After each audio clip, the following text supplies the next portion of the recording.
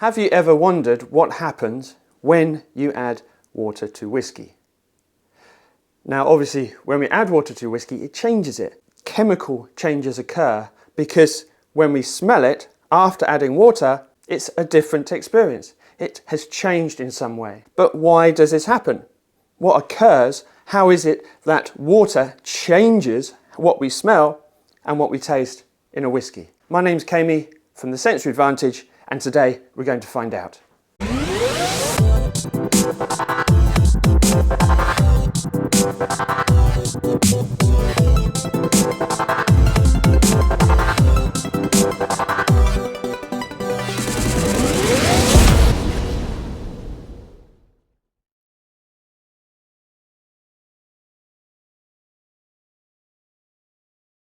Now, when we add water to whiskey, some interesting changes happen.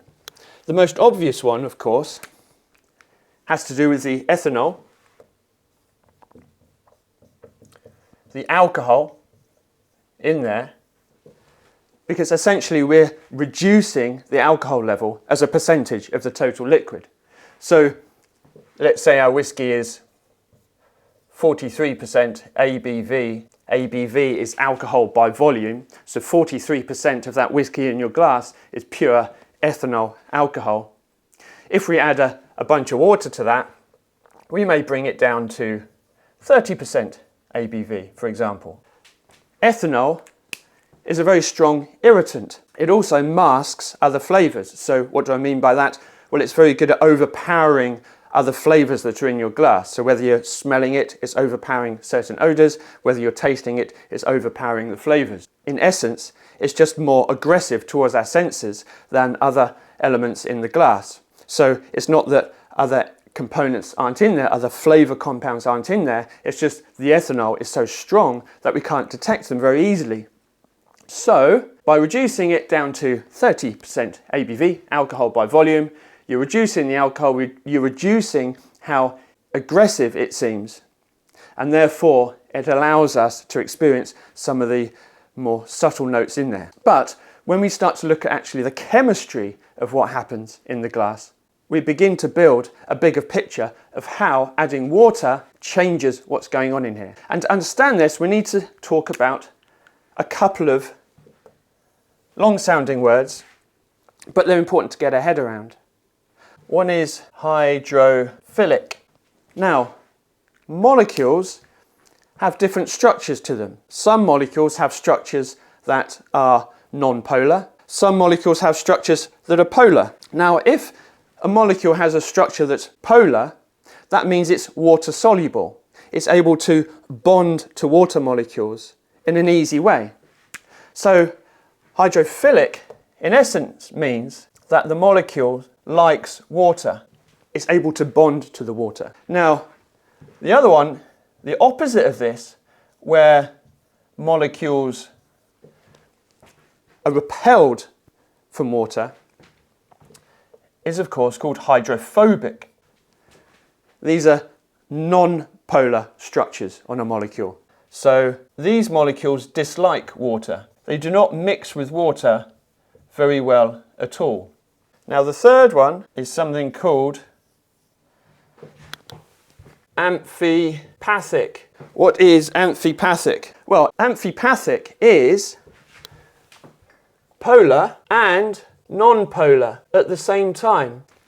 So it has parts of its structure that bond to water molecules very easily, but it also has parts of its structure that don't. So it both likes water and dislikes water at the same time. Now, interestingly, a good example of an amphipathic molecule is ethanol.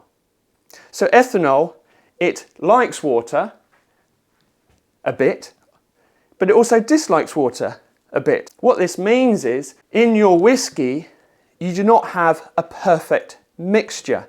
It's not evenly mixed. There are areas in your glass of whiskey where ethanol is not uniformly mixed with the water. So you get sort of clusters of different molecules. It's not a uniform mixture. To understand what this actually means to your dram of whiskey in your glass, we need to understand a couple of points here. Number one is something called the interface. Now, an interface is essentially where a liquid meets something else.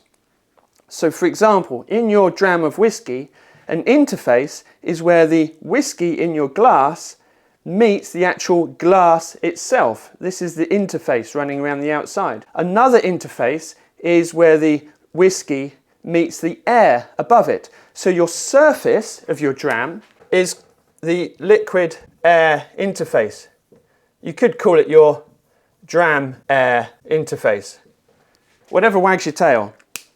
But it basically means this surface here is something we need to be aware of as an interface where it meets the air. Now, you have volatile molecules.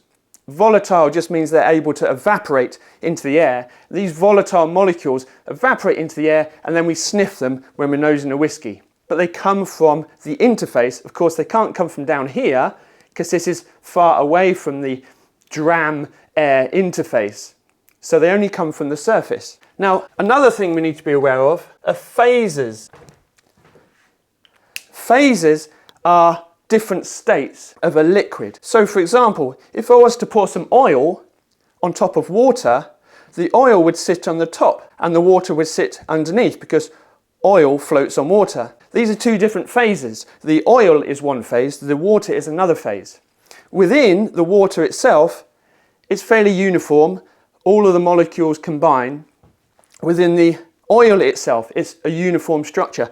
All of the molecules combine. But the two are not mixing together.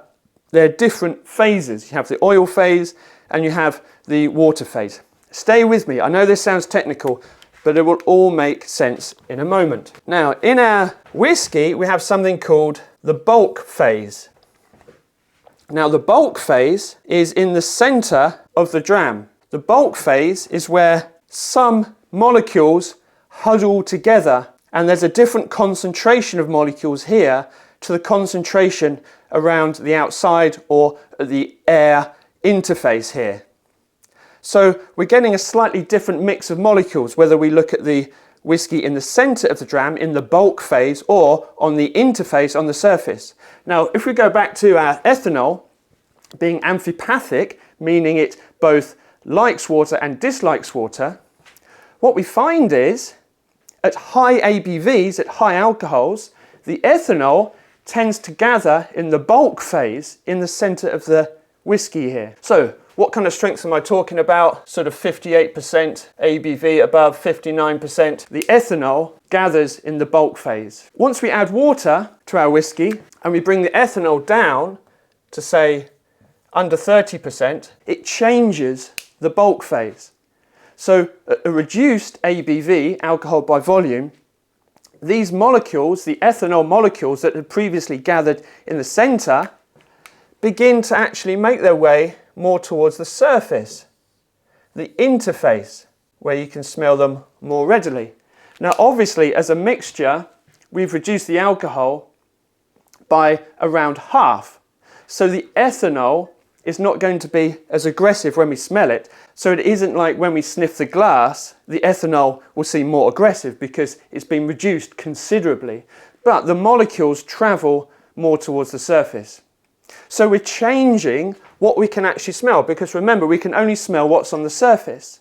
But when we reduce the ABV, the alcohol by volume, down to below 30%, some of these molecules travel to the surface where they can evaporate into the air more easily and be detected as odours. Fascinating, right? Now, as it turns out, ethanol is not the only amphipathic molecule in your whiskey. What other molecules behave like this? Well, you may have heard of guaiacol. Guaiacol is a phenol. It comes from peat. So when we have a peated whiskey, the guaiacol in the peat gets taken up with the smoke, attaches to the grains of barley, and so when you make your spirit from that, you're ending up with some guaiacol from the peat smoke. Interestingly, guaiacol is also found in oak. So through cask maturation in oak, you can also get guaiacol end up in your whiskey, even though it's not peated. It doesn't mean to say it's going to smell like a bonfire, but you can have phenols naturally from the oak during maturation. Guaiacol is also amphipathic, which means when you add water, it changes from gathering in the bulk phase more towards gathering at the interface where it can be detected. So have fun, give it a try and see what you think. But this is essentially the science of what happens when you add water to your whiskey. Thank you for joining. If you found this helpful, insightful, even just entertaining, please like, subscribe and share. If you want to further your journey and learn more about the science of tasting whiskey, please visit our website at thesensoryadvantage.com, and you can have a look at our online courses that you can take from the comfort of your own home and really delve into not just the chemistry of tasting whiskey, but also the psychology and the neurology of whiskey. How is it that molecules in the glass become flavour? Because it's important to understand these things. Thank you for watching, and we'll see you next time.